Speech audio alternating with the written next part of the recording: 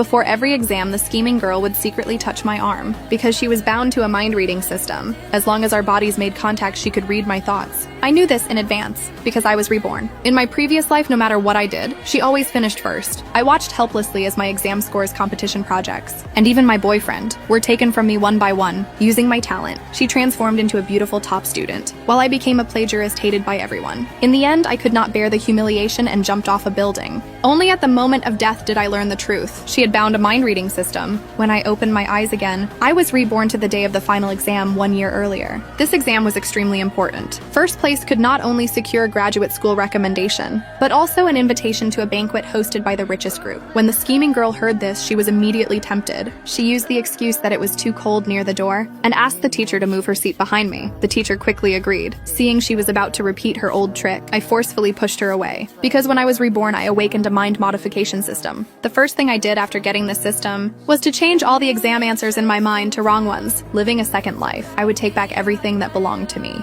and make her completely disgraced. A few minutes later, the exam officially began. Every time I finished a question, the scheming girl behind me secretly touched me, relying on the wrong thoughts I released. She completed the paper in just half an hour. After the exam ended perfectly, my boyfriend sent me a message, congratulating me in advance on securing the recommendation spot. Before I could reply, the scheming girl suddenly leaned in again, asking if I was chatting with my boyfriend. Seeing that I did not answer, several roommates immediately jumped out to defend her, mocking that my boyfriend must be embarrassing, otherwise I would not hide him. In my previous life, under their pressure, I argued in my heart that my boyfriend was the heir of the richest group, and not what they said. That thought was overheard by the scheming girl. She used my thoughts to steal my boyfriend step by step. At this moment, I immediately ordered the system to change my thoughts, to say my boyfriend was a 300-pound fat man. After hearing this, the scheming girl showed disgust and withdrew her hand. I did not bother arguing with these snobs, and went straight to the teacher to report my competition project. After reviewing it, the teacher praised me highly, saying with this project, my recommendation spot was guaranteed. These words were quickly overheard by the scheming girl hiding behind the door. To plagiarize my competition idea,